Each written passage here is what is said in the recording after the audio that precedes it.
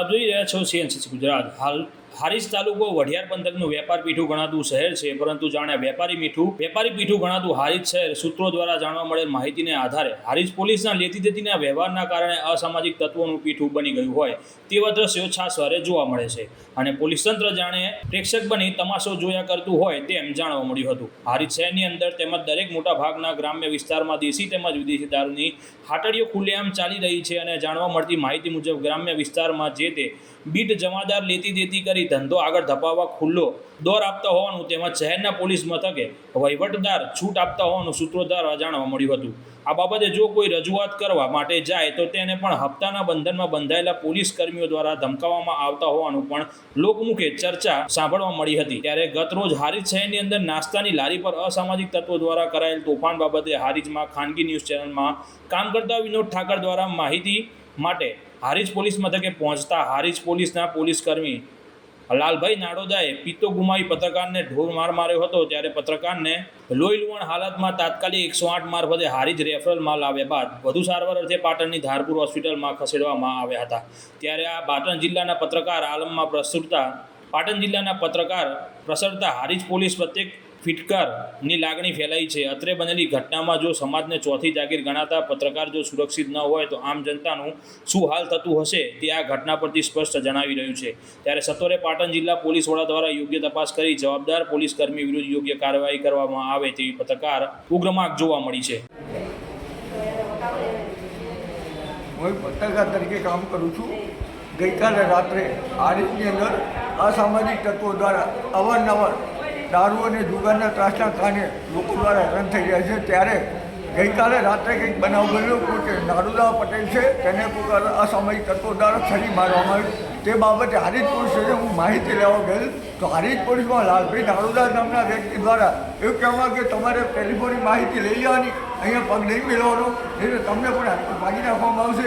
એવું મારી જોડે બે પણ સાક્ષી જ હતા અને CCTV કેમેરા છે, પણ હારીજ પોલીસે જો CCTV કેમેરા લાવવો હોય તો CCTV કેમેરા પણ ચાલશે। મારા પર હુમલો કર્યો, હાલ અહીંયા જોઈ શકો છો કે આ લોહી, અહીંયા લોહી, આ મારા મોઢામાં લોહી અને અહીંયા લોહી જોઈ શકો છો અને હુમલા કરવામાં આવશે। પોલીસ દ્વારા એવું કહેવામાં આવશે કે અમે બધી જોડે હપ્તા લઈએ છીએ, તો તમારે આ બાબતે કોઈ માહિતી આપવા કંઈ બોલવાનું નહીં અને તમારે જે જુઓ તે ટેલિફોનની માહિતી અને લાલા કંઈક નારુદા કરી કંઈક સબમિટ આપવાનું છે। જ્યારે હમણાં એક 10-15 દિવસ અગાઉ એક ચોરીની માહિતી હતી, એની અંદર પણ એક કંઈક પોલીસ ફરિયાદ થઈ હતી અને લાલાભાઈ નારુદા છે તે જંભાવ પોતાની મનમર્યાદા રાખે છે અને જાતિવાદ રાખે છે। તો આ બાબતે આગળ જિલ્લા પોલીસ વડા કે ગુજરાત કમિશનર યોગ્ય તપાસ કરે તો પીડીઆર ચોથી જાગીર કહેવાય અને મુખ્ય ચોથી જાગીર પર હુમલો કરવામાં આવે તો પછી અન્ય લોકોનું શું રહ્યું? તો આ બાબતે યોગ્ય તપાસ કરવામાં આવે, સત્ય શું છે તે CCTV બહાર આવશે।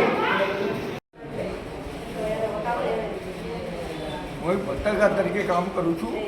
ગઈકાલે રાત્રે હારીજની અંદર અસામાજિક તત્વો દ્વારા અવારનવાર દારૂ અને જુગારના ત્રાસના કારણે લોકો દ્વારા હેરાન થઈ રહ્યા છે। ત્યારે ગઈકાલે રાત્રે કંઈક બનાવ બન્યો કે નારુદા પટેલ છે તેને કોઈ અસામાજિક તત્વો દ્વારા છરી મારવામાં આવી। તે બાબતે હારીજ પોલીસ સ્ટેશન હું માહિતી લેવા ગયેલ તો હારીજ પોલીસમાં લાલભાઈ નારુદા નામના વ્યક્તિ દ્વારા એવું કહેવામાં કે તમારે ટેલિફોનની માહિતી લઈ લેવાની, અહીંયા પગ નહીં મેળવવાનો, એટલે તમને પણ ભાગી નાખવામાં આવશે।